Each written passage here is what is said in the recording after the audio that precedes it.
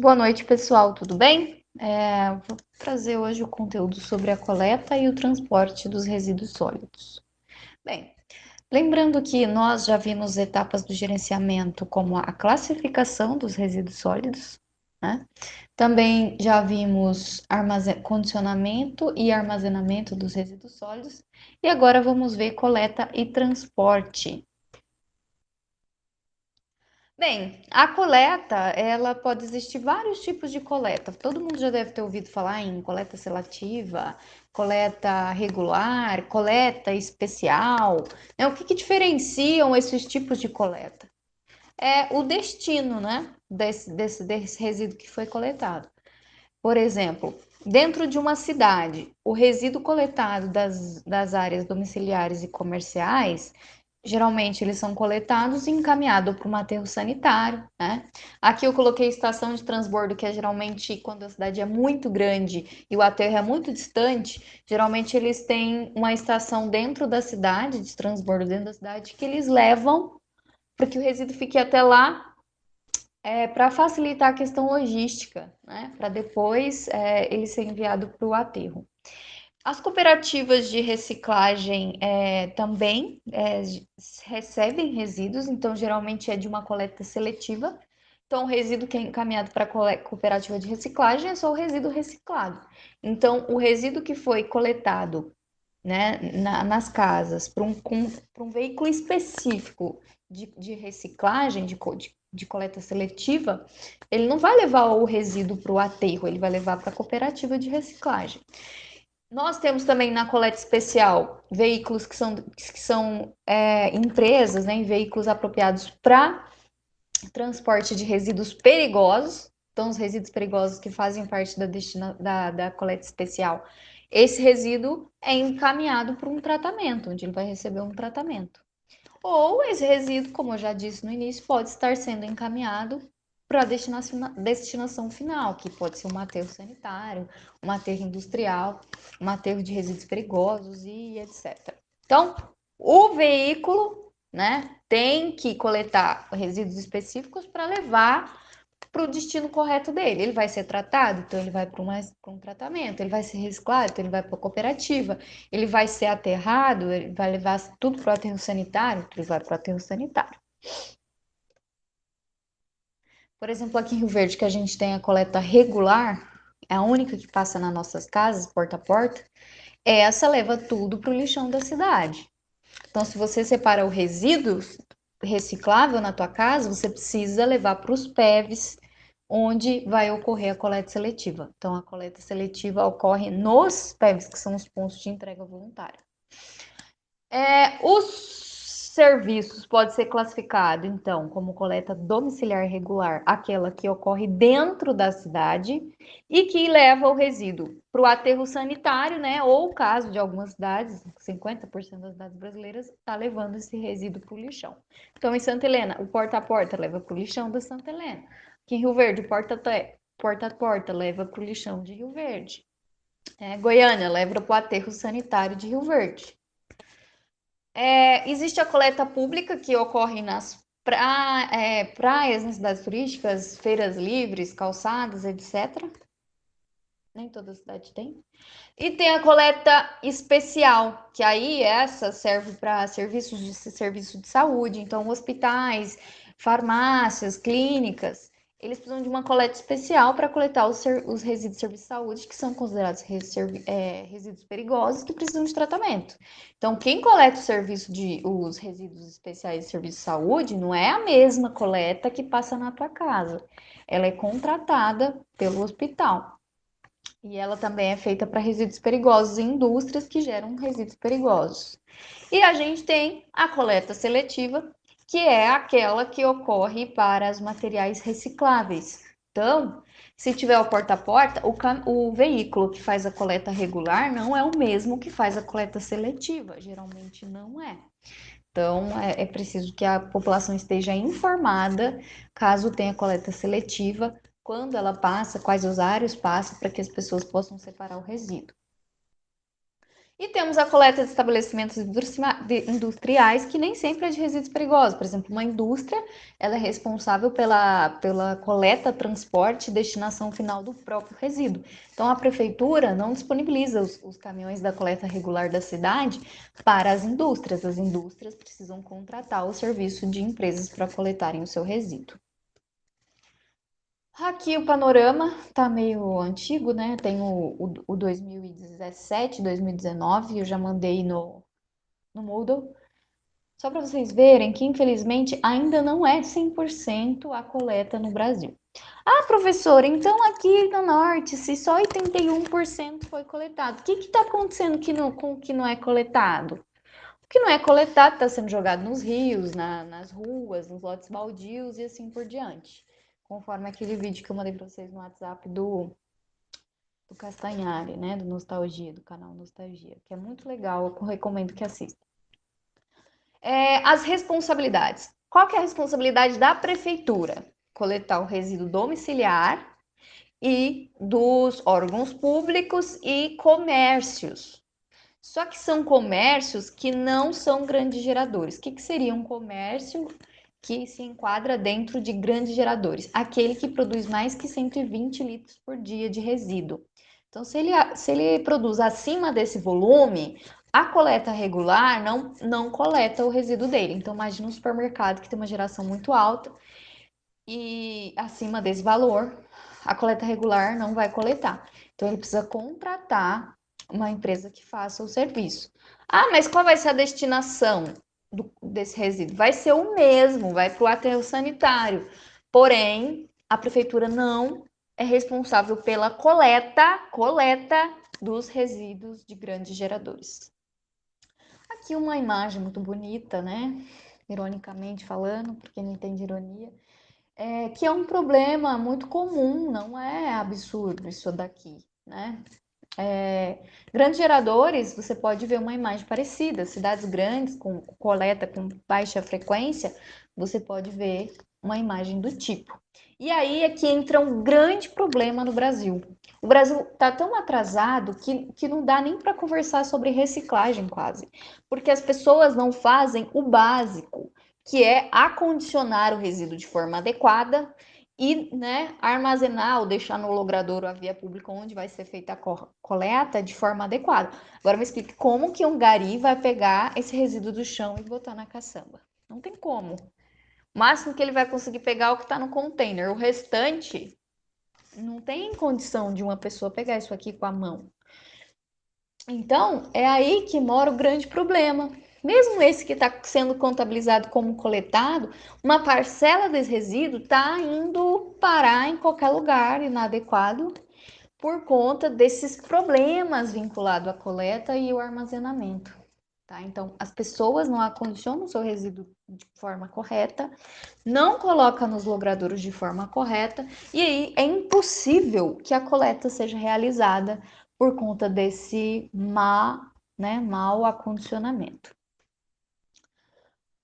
Aqui um caso notável, cidades turísticas, né? Só para deixar claro que geralmente há épocas, períodos, né, de temporada, cidades turísticas, que os resíduos triplicam, quadriplicam, né? A população da cidade às vezes, né, cresce 20, 50 vezes mais. Então os resíduos também crescem.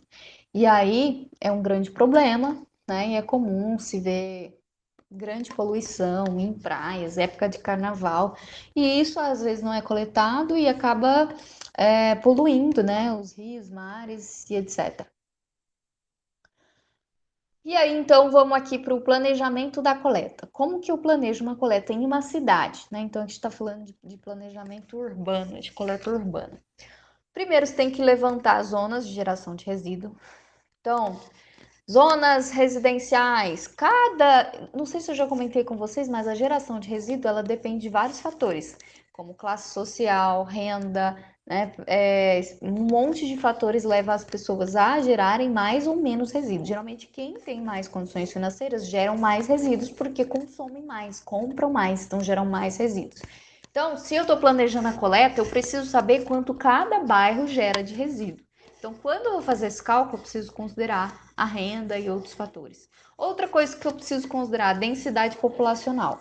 Se for um bairro que só tem casas, ele vai ter uma determinada quantidade de habitantes por área, certo? Mas se for um bairro que tem vários prédios, onde cada áreazinha, às vezes não, em 10 metros quadrados, moram 500 pessoas. Exagerei, né? 100 metros quadrados moram 500 pessoas num prédio. Em outro bairro que não tem prédio, vai morar bem menos pessoas numa mesma área. Então, o que eu quero dizer é que quando for planejar a coleta, você tem que saber os dados populacionais daquela região. Então, às vezes é uma área pequena que tem muito resíduo. Então, às vezes um caminhão vai coletar aquele bairro, não vai conseguir coletar de outros. Isso é importante quando eu for planejar a coleta. Zonas comerciais também é muito importante, porque por questões de trânsito, quantidade e outras questões. Peraí, só um minutinho. Moca! Vem cá! Moca! Vem, tio, vem. Não late não, meu bem, late não. Vem cá. Desculpa, né? Enfim. Tô tentando dar essa aula rápido, não ficar falando demais. Dados populacionais. Eu preciso saber se a população da cidade varia ao longo do tempo ou não. Isso é muito importante para cidades turísticas, que a população dobra, triplica em determinada época do ano. Atos e costume da população. As pessoas costumam fazer festas, tem festas anuais, tem feiras livres, mercados. Isso tudo muda, né, a quantidade de resíduo que vai ser gerado e eu preciso saber quanto vai ser gerado para eu planejar a minha coleta. Frequência, isso é muito importante, né? Geralmente. Moca! Não tem jeito. Se dá a frequência, são os horários e os dias em que o resíduo vai coletado. Precisa ser sempre nos mesmos dias. Então, por exemplo, no meu bairro passa 3 vezes por semana e tem que ser determinados horários. Tem que ser fixo. Por quê? Porque as pessoas precisam saber os dias da coleta para o resíduo que for colocado lá fora, né, na lixeira lá fora, não fique lá uma semana, né, apodrecendo e esperando coleta. Então, preciso a população conhecer os dias. E essa frequência varia muito depender da condição climática. Locais quentes como Rio Verde, a coleta geralmente é de 2 a 3 vezes por semana. Por quê? Porque geralmente o resíduo orgânico vai junto para coleta regular. As pessoas não costumam fazer compostagem, ou as cidades não costumam ter compostagem. E aí acontece, esse resíduo vai entrar em putrefação se ele ficar muito tempo ou dentro da casa da pessoa ou lá fora na lixeira. E isso vai atrair vetores e aqueles problemas de saúde pública que a gente já comentou. A coleta deve ser feita em cada casa, em cada imóvel, nos mesmos dias e mesmos horários, como eu já comentei. A frequência, como eu disse, não pode exceder uma semana para evitar a proliferação de vetores e odores e chorumes e etc. Locais quentes precisam ter uma frequência maior. E a população deve acondicionar o resíduo em frente ao imóvel nos dias corretos, no dia que vai passar o caminhão. A população tem um papel muito importante aqui. Por quê? Porque se a população não acondiciona o resíduo corretamente, as pessoas inviabilizam que a coleta também ocorra de forma correta. É muito comum aqui na minha rua mesmo, as pessoas não acondicionam o resíduo direito, então às vezes a pessoa gerou 100 litros de resíduo, ela quer botar 100 sacolinhas quase lá na lixeira. Como que a pessoa vai coletar 100 sacolinhas ao mesmo tempo? Não dá, né? Então geralmente você coloca num saco que tem tamanho suficiente do seu resíduo. Então, se você gerou 100 litros de resíduo, você precisa de um saco que acomode 100 litros. Só que as pessoas não fazem isso, deixam o resíduo de qualquer jeito ali na lixeira. A pessoa que está coletando o gari não consegue pegar tudo ao mesmo tempo. E aí vai cair um monte de coisa na rua e é isso, a cidade vai ficando cada vez mais suja e vai acumulando resíduos em locais inadequados. Geralmente eles fazem as coletas em 2 turnos, de dia e de noite. Geralmente, em locais onde o trânsito é muito caótico durante o dia, a coleta é feita à noite. Então, por exemplo, centros comerciais, né, e etc. E eles costumam fazer essas intercalações de dias da semana e horários. Por quê? Para para que eles não tenham que ter 500 caminhões de coleta, 500 veículos. Às vezes, 5 veículos vão ser suficientes para coletar se você fizer um bom planejamento e dividir em turnos e em dias da semana para os bairros que se tem. Eu geralmente faço esses cálculos, esses planejamentos com vocês, mas como essa disciplina está condensada, não vai dar para eu trabalhar os cálculos. Tá? Então, quem tiver interesse, no YouTube tem aulas antigas que mostram como funcionam os cálculos. A coleta diurna tem vantagens por ser mais econômica, porque você está aproveitando a luz do sol, né, e etc. Você possibilita que seja fiscalizado o serviço pelas pessoas, né, se está caindo, se está deixando coisa para trás, etc.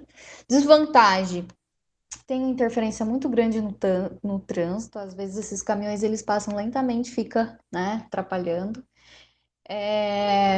E também tem os desgastes dos trabalhadores, principalmente em locais quentes, como aqui onde a gente mora, que essas pessoas trabalham em condições insalubres, o sol é extremamente quente, né? Isso causa desidratação, causa uma série de problemas. Noturna tem como vantagem não interferir no trânsito, né? Mas não fica à vista das pessoas e talvez, a depender do horário, pode incomodar também as pessoas. Então, isso como desvantagem. Dificulta a fiscalização, como eu disse, porque as pessoas não estão vendo, e aumenta o custo de mão de obra, porque você tem que pagar um adicional pelo trabalho noturno.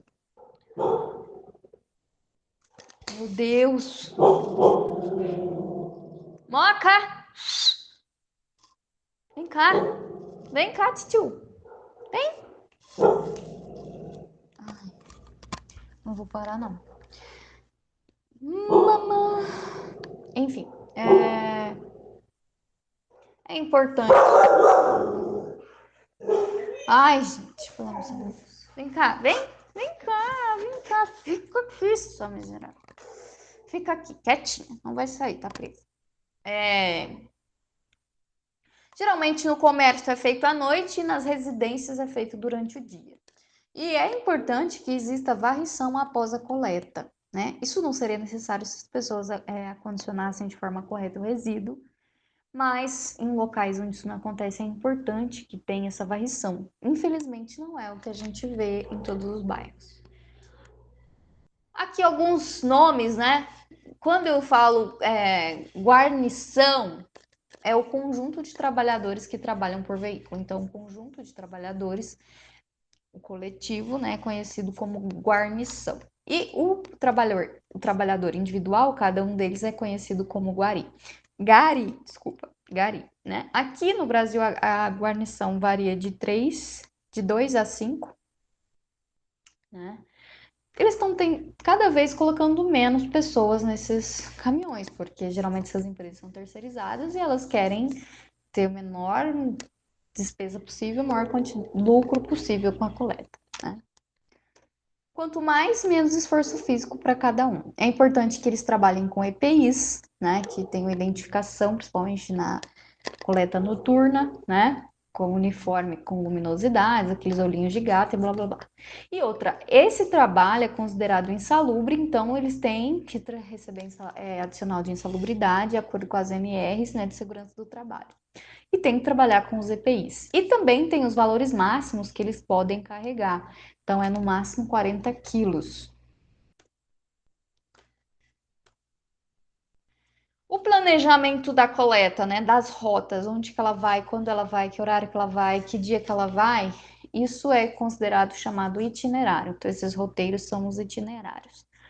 Geralmente, ele é feito de forma com que você trabalhe com a máxima carga possível do veículo, né? E você também tem que trabalhar de forma com que esse veículo não fique passando várias vezes na mesma rua. Então, quando o veículo passa na rua, ele já coleta dos dois lados da rua, tá? Isso é para evitar gastos excessivos com combustíveis, né? E otimização da rota. Geralmente, quem planeja essas rotas são os engenheiros de produção, tá? Esses roteiros eles são planejados de tal forma que a coleta comece o ponto mais distante possível do destino do lixo e termine próximo ao local onde o resíduo vai ser despejado quando o caminhão estiver cheio. Isso é um percurso produtivo. Então, quando ele estiver cheio, você já está próximo do despejo. Isso economiza combustível, isso economiza esforço, né, das pessoas e etc. Então, é considerado improdutivo aquele trecho que não realiza coleta, servindo apenas para o deslocamento do ponto do outro. Então, se você tem o trecho, toda a rota do caminhão tem que estar sendo utilizada para coletar. Eu não fico andando pontos nas cidades em que eu não estou coletando resíduo. Então, geralmente, o início da coleta ocorre o mais próximo possível da garagem, onde está o veículo, e termina o mais próximo possível da área de descarga, né? A coleta tem sentido descendente quando é feita em vias íngremes. Se você tem um morro, né, você vai planejar de forma que quando o veículo passar ali, seja na descida, né? Questão de gravidade. E também economia de combustível. E o percurso contínuo, ou seja, colete dos dois lados da rua, como eu já disse. Geralmente, então, a otimização das rotas são feitas por engenheiros de produção e geralmente eles têm que tem que ser planejados de acordo com as leis de trânsito local. Então, evitar percursos improdutivos, duplicados, né? Tem ruas que não são mão dupla, então tudo isso tem que ser considerado.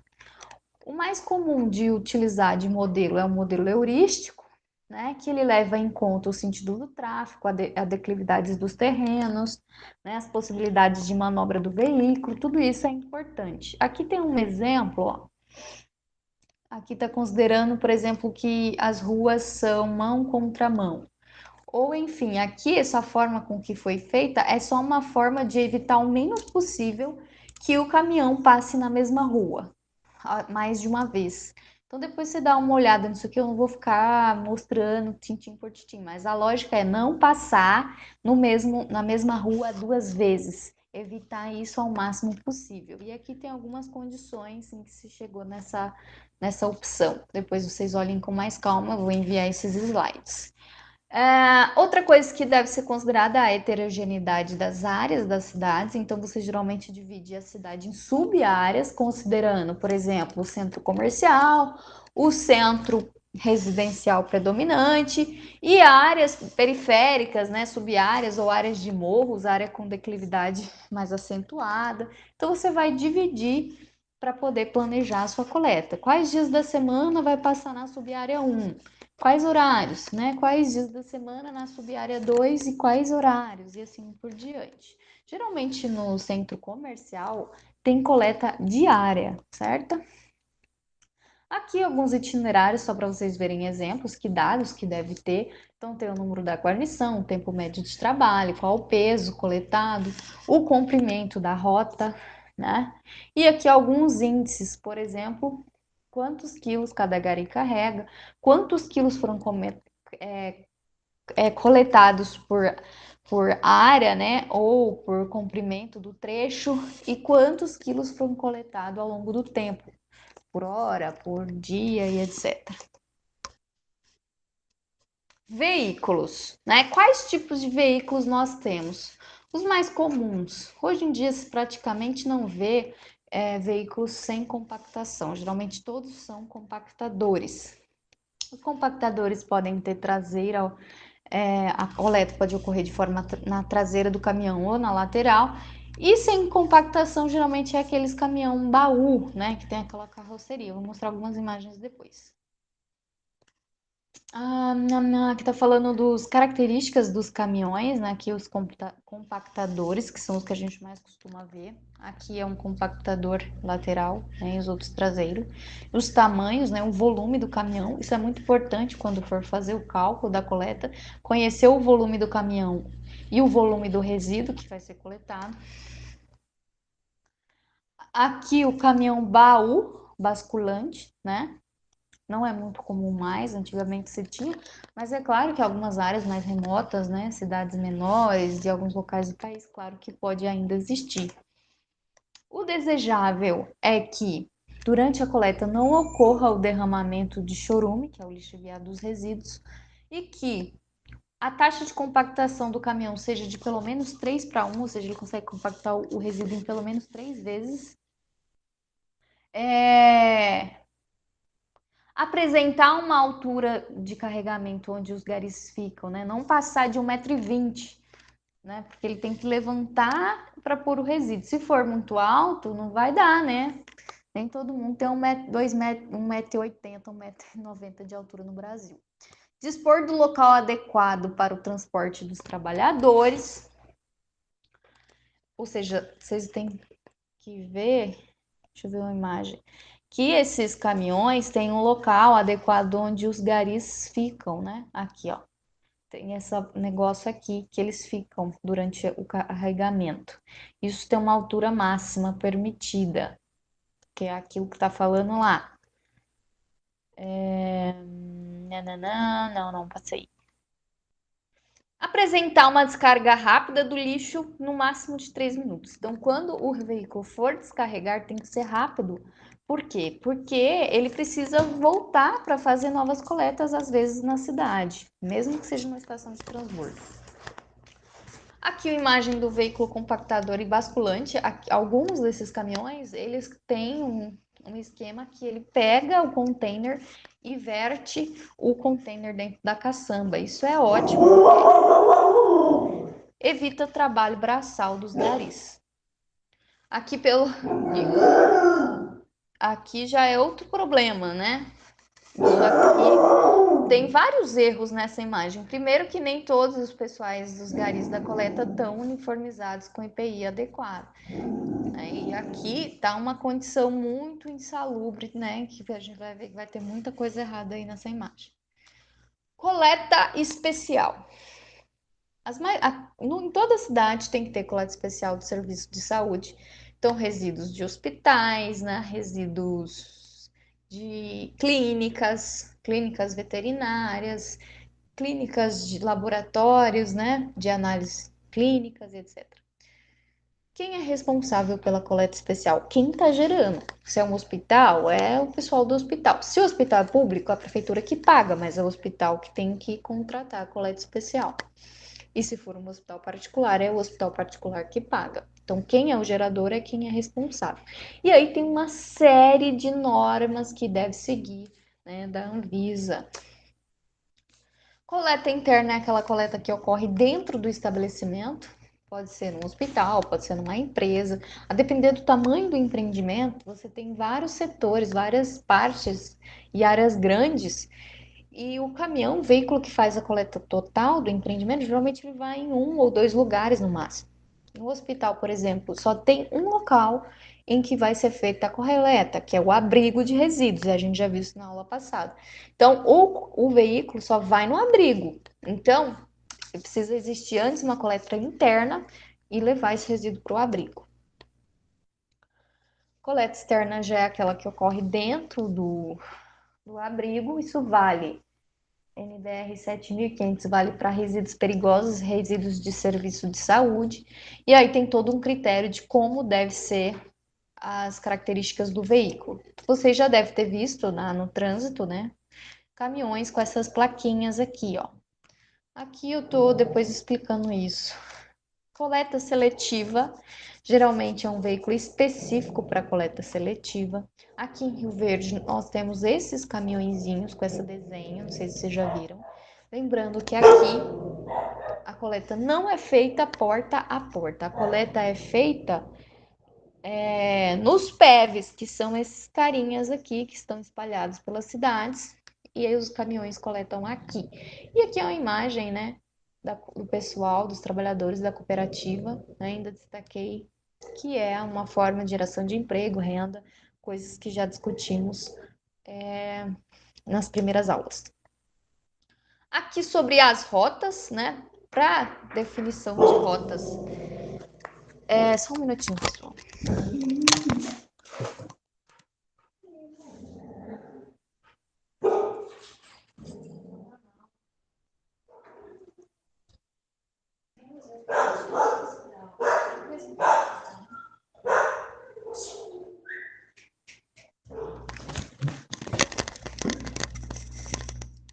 Voltei, né? Então, Coleta seletiva. As rotas, é preciso fazer todo um estudo, tanto da rota em si, por conta do trânsito, por conta da quantidade gerada e etc. Isso vale também para coleta seletiva. Por que aqui em Rio Verde não se coleta o porta a porta e só se coleta nos PEVs?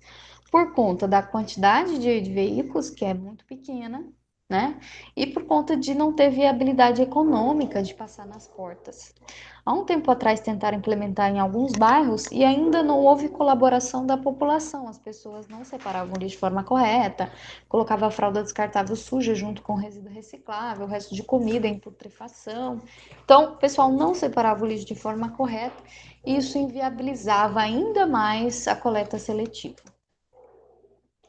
Só curiosidades, né? Isso aqui está muito longe da realidade brasileira, embora eu ache que tem alguns edifícios que façam esse tipo de coleta aqui no Brasil, que é a coleta pneumática. Vocês podem ver aqui na imagem, ó, ela tem uma tubulação subterrânea, né, com pressão, né, vácuo, que suga os resíduos lá da lixeira para o destino final dele. Então, o transporte ocorre, né, nessas tubulações aqui, com bombas, né, a vácuo e etc. Então, são sistemas pneumáticos de coleta de lixo. É muito comum em países, né, de primeiro mundo, extremamente civilizados, como Dinamarca, né, Suíça, Holanda e assim por diante. Então, aqui você tem, ó, um container para resíduos recicláveis, para resíduos orgânicos e para resíduos, aqui, rejeitos, né, não recicláveis, recicláveis e orgânicos. Então, a população coloca o resíduo aqui e cada um desses está ligado, por exemplo, os não recicláveis está ligado a uma estação de transbordo, que depois é levado para o aterro sanitário. Os recicláveis é encaminhado de forma, né, por uma coleta pneumática interna para uma cooperativa de reciclagem. E os não recicláveis orgânicos, são encaminhados, por exemplo, para uma central de compostagem ou de biodigestão. Então o negócio é fantástico, né? Eu, a primeira vez que vi isso aqui, achei que era uma coisa muito futurista, assim, muito filme de ficção científica, mas é real. Temos em Orlando, na Disney, temos em Barcelona, Londres, Estocolmo, na Suécia, e temos os casos também da Dinamarca. Aqui no Brasil, nós temos no Hospital Sírio-Libanês e uma outra no empreendimento do Parque da Cidade, na capital paulista. Não sei se tem mais, não pesquisei recentemente. Aqui algumas vantagens, como por exemplo, melhoria do trânsito, porque você não tem caminhões, né? Redução de ruídos, porque você também não tem veículos no chão. Redução de emissões de gases estufa, né? Porque você não está queimando combustível. E melhoria da estética, né? Porque você não tem aquele caminhão, às vezes, ou que tem odor, que impacta o trânsito, etc. E desvantagem, tem um custo muito elevado, nem sempre dá para implementar, depender da topografia do local. Eu incluiria aqui outra desvantagem, que é a redução de geração de emprego, né? No Brasil é necessário ainda que exista o mais possível de opções de trabalho. Se você automatiza alguma coisa, você tira o emprego de alguém. Aqui o caso da Dinamarca, né, eles coletam todo o resíduo seco e o úmido eles ainda reaproveitam para gerar energia elétrica, como na biodigestão, então o negócio é fantástico. E aqui, só para vocês saberem que existe, não vou ficar entrando muito, depois vocês dão uma olhada na SNBR 7500, que mostra como que funciona a sinalização dos veículos de resíduos perigosos, que é o mesmo, né, para produtos perigosos. Então, se o material for inflamável, corrosivo, reagente, tudo aquilo que a gente já viu, é necessário, né, que seja coletado e que todo o transporte tenha sinalizações adequadas. Então, nós temos dois tipos de placas: o rótulo de risco, que é essa plaquinha com desenho, e o painel de segurança, que é essa plaquinha laranja com dois números. Aqui está indicando o que significam esses números. O primeiro número é o número de risco, o segundo número é o risco subsidiário, E o número de baixo é o número da ONU, ele indica algum material, algum produto. Então, aqui no painel de segurança, o primeiro número é o número de risco, o segundo número é o número da ONU. E no rótulo de risco, aqui você geralmente tem um símbolo, um desenho, e aqui embaixo você tem a classe e a subclasse de risco, que é um número. Todas as regras de transporte de resíduos perigosos, elas são da Agência Nacional de Transporte Terrestre. Aqui eu coloquei uma resolução. Não sei se tem uma mais atual, essa aula é antiga, pode ser que tenha. E aqui os números de risco, o que cada um significa. Por exemplo, 1 é explosivo, 2 é gases, 3 líquidos inflamáveis e assim por diante. Então aqui, por exemplo, tem um número de risco com 3 números. O primeiro indica que é um gás, o segundo que é tóxico e o terceiro que é inflamável, né? Um gás tóxico e inflamável. E aqui nós temos, né, quais são o primeiro número é o risco principal. A mesma coisa ocorre aqui. Quando o risco é o subsidiário é igual ao risco principal, fica aqui com esses números repetidos. Quando você tem o número zero, significa que é um líquido, não, que existe ausência do risco, né? Então, se é zero é porque não tem risco subsidiário. E aqui, os 4 algarismos do painel são os números da ONU. Esse número, por exemplo, indica que esse produto é um combustível automotor, incluindo álcool, automotor e gasolina. Então, são combustíveis utilizados, né, nos veículos automotores. Aqui os números de risco da ONU, o que cada um indica, depois vocês dão uma olhada. E aqui dentro do rótulo de risco, o que significa cada coisa. Pictograma é o desenho, o texto, quando tem, indica a natureza do risco, e o número de classe também indica o risco. Como que é feita a fixação dessas sinalizações? Tem que ter na parte traseira e na parte frontal, tem que ter na frente do veículo, atrás do veículo e na lateral do veículo. As duas placas, o rótulo de risco e o painel de segurança.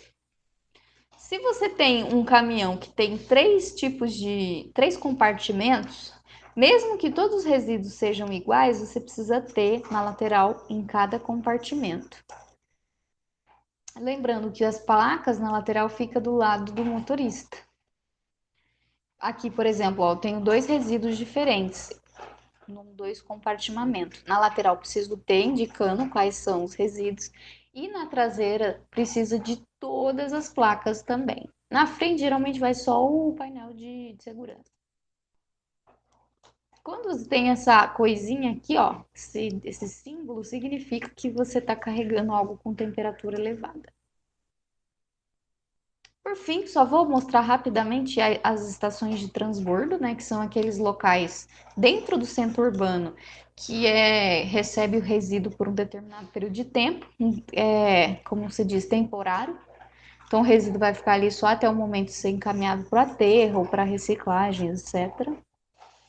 Isso é para diminuir atraso na coleta, aumento de custo com o transporte, porque isso otimiza a logística e também melhora a produção, né, a produtividade das rotas.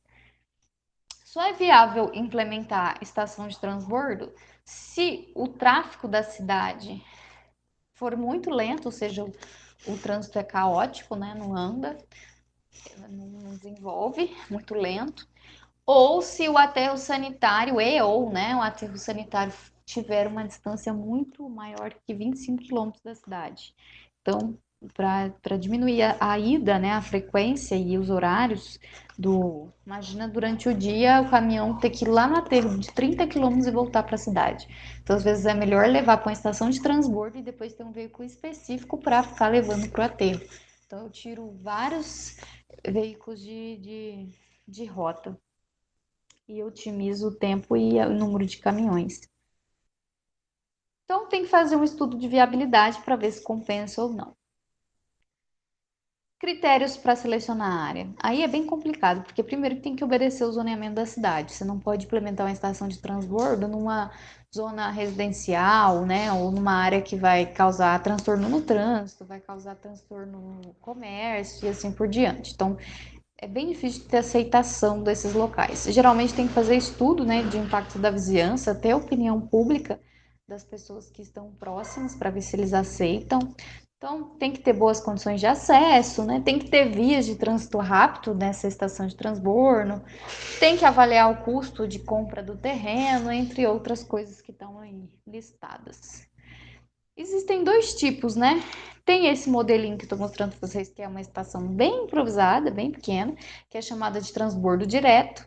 Quando você tem uma caçamba, né? Por exemplo, aqui você está despejando, aqui esse caminhão maior está indo para o aterro. E esse caminhão é o que coletou na cidade. Então, ao invés dele ir lá no aterro, ele despeja nesse caminhão maior, que esse irá para o aterro. Então, é aí quando chama transbordo direto, que você despeja de um veículo no outro. Aqui tá só a caçamba, né, que depois vai ser levada pro... E tem as estações com armazenamento, que daí elas são maiores e elas têm um armazenamento grande, ou seja, ela consegue absorver bem os picos, né, de geração e de trânsito, e dá para receber vários caminhões ao mesmo tempo. E aí, com isso, otimiza o número de veículos. E aqui a gente tem um exemplo da Ponte Pequena em São Paulo. Então, esse tem armazenamento. Qual o problema disso? Que você tem que ter um investimento grande nessas estações de armazenamento. Você precisa de tratamento dos gases, você precisa de isolamento acústico, controle de odores e controle de efluente, porque o resíduo vai estar gerando chorume o tempo todo. Aqui a gente tem uma imagem, né, que tem mostrando o que é feito com os gases, tem exaustores, tratamento de gases. Temos aqui ao fim do fosso de armazenamento um reservatório para o chorume, né? Então, tudo isso tem que ser considerado. Aqui as vantagens, acho que eu já falei um pouco sobre economia de tempo, menor impacto no trânsito, maior flexibilidade de coleta. E é possível ainda ter cooperativa de reciclagem junto à estação de transbordo, que é uma opção bem interessante. Aqui, por exemplo, a gente tem uma triagem de resíduos recicláveis dentro da estação de transbordo. Então, pessoal, era isso. Corri bastante, mas é para vocês não ficarem muito entediados. Eu vou mandar esses slides e nos vemos. Na verdade, a partir de agora, vocês ficam com o professor Bruno. Tchau, tchau, abraço.